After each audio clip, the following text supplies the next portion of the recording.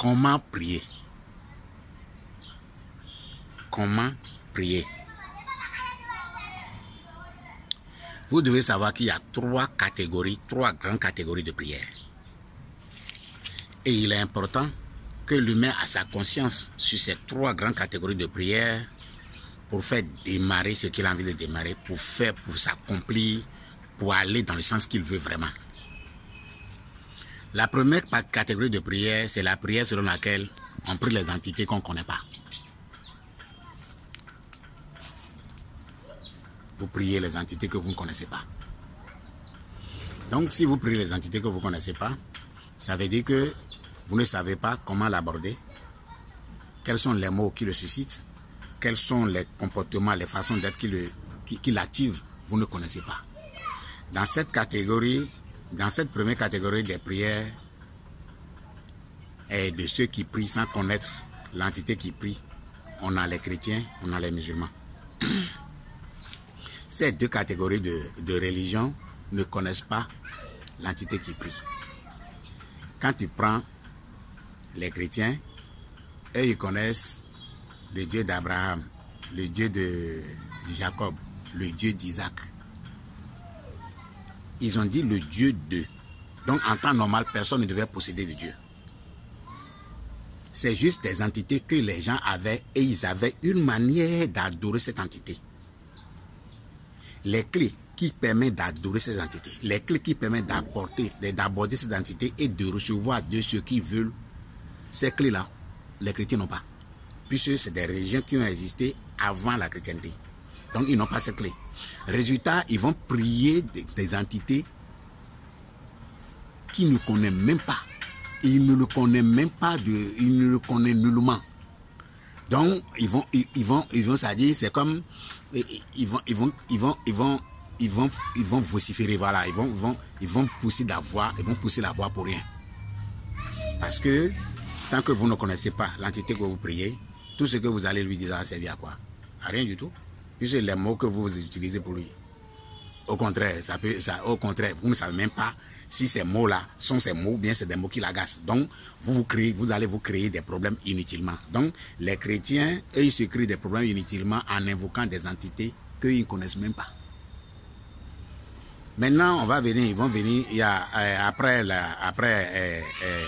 Abraham, Jacob et Isaac, il y a Jésus. Ils vont venir prier Jésus. Et Jésus, avec tout ce qui l'entoure, ils vont prier Jésus. Mais Jésus n'a jamais donné une clé qui permet à qui que ce soit de s'adresser à lui. Jésus n'a jamais donné une clé à n'importe quel chrétien de s'adresser à lui, vu que lui-même ne connaît pas la chrétienté. Donc, prier Jésus, c'est s'empoisonner psychiquement. Jésus lui-même n'a pas donné sa clé. La clé par laquelle quelqu'un peut s'adresser à lui, Jésus n'a pas donné. Puisque la chrétienté, c'est après Jésus. Donc, prier Jésus, c'est carrément perdre son temps.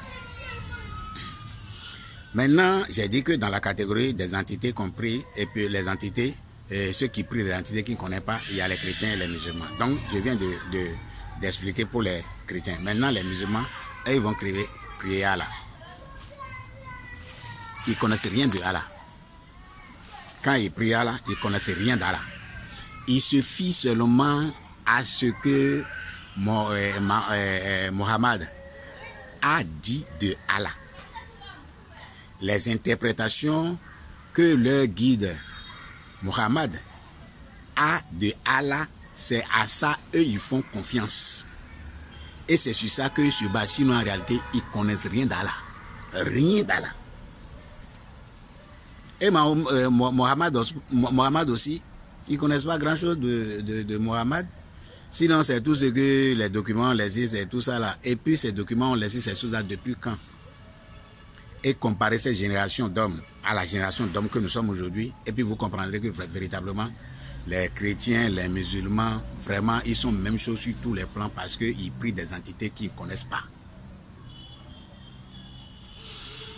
La deuxième catégorie de personnes qui prient, c'est ceux qui prient les entités qu'ils connaissent. Ceux qui prient les entités qu'ils connaissent, eux, c'est les orientaux. Quand tu pries Shiva, tu sais qui est Shiva. Les mantras de Shiva, tu connais. La posture de Shiva, la posture que le Shiva aime, tu connais. Tout ce qui regarde Shiva, tu connais. Si tu veux prier Sai Baba, tu connais qui est Sai Baba. Les prières, les mantras de Sai Baba, le chemin, c'est-à-dire les prières par lesquelles on joint Sai Baba, tu connais. Donc, il n'y a que les chrétiens musulmans ici, chez nous ici, qui prient des entités qu'on ne connaît pas. Sinon, en Orient, eux, ils connaissent les entités qu'ils connaissent. À cause de ça qu'on les appelle généralement des magiciens. On les appelle des magiciens ou bien des gens à plusieurs dieux, ou bien ça dépend des noms. Mais eux, ils savent ce qu'ils prient.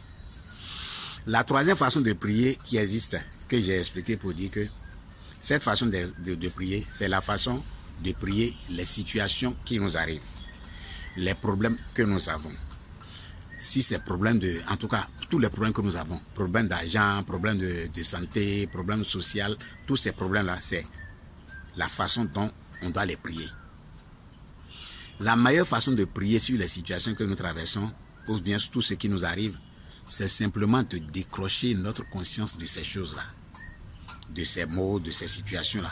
Décrocher simplement notre attention de ces situations qui ne sont pas bonnes pour nous, eh bien, est la meilleure des prières. Parce que c'est en enlevant notre conscience de ces situations que nous traversons que nous ne l'alimentons pas. Et quand nous ne l'alimentons pas, ça va finir par se résoudre d'elle-même.